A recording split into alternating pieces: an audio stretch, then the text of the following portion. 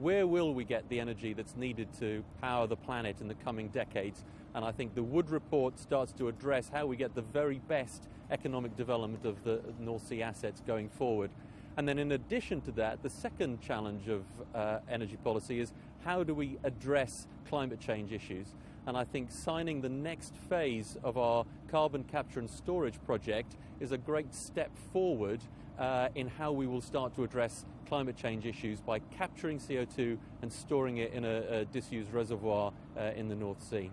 Yeah, a very important development indeed. Looking particularly at the Wood report, though, do you agree with the recommendations of the Ian Wood here? I mean, as you said there, we're looking here for a strategy to maximise the economic recovery of the industry, so a shared strategy for growth, an arm's length regulator and greater collaboration within the industry. Is that the right way to go? We're very supportive of the Wood report overall. We're supporting of an independent regulator. I think we want to work now with government, with that regulator and with other companies around the North Sea and the UK continental shelf to really implement this effectively and to get that maximum economic benefit out of the natural resources that we have in the North Sea and more broadly in the continental shelf. Now, you've talked in particular about one of the challenges for getting production back on stream and back up to previous levels is fiscal allowances in particular. Is the government on the right track here? I think so. I mean, I think there have been challenges in the past. For any company operating in the North Sea, what we absolutely need is clarity of the regulatory regime, clarity of the incentives and the fiscal regime that we're operating under. You've seen in the past when that clarity is missing, you see dips in investment and a lack of sure decisions for the longer term. We're an industry that takes very long-term decisions, 20, 30, 40 years.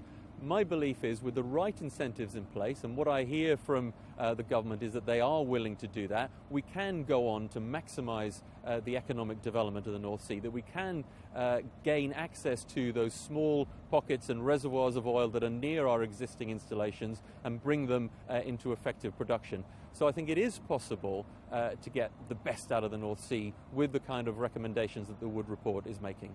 So we can see the kind of payoff that you get when you do have that kind of investment. But as you say, that takes some support. Now, fiscal allowances in particular, they're quite expensive, aren't they? I mean, I'm just looking here at what the government's had to say about the Wood report. They say that if you just look at what's happened in the last few years alone, you're talking about tens of billions of pounds.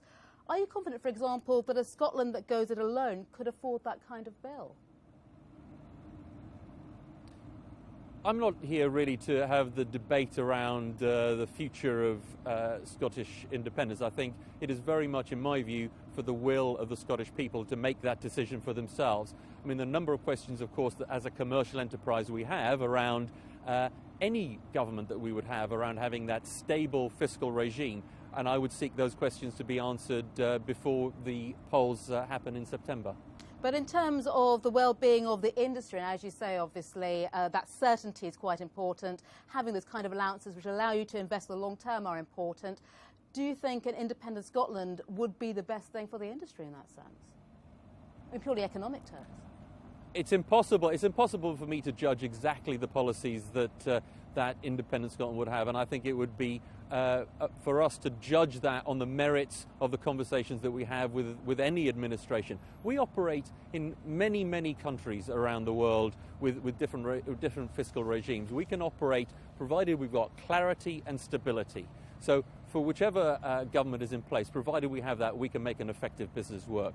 But it's that lack of clarity, it's that unstable environment that really causes us a challenge given the long-term time horizons that we have.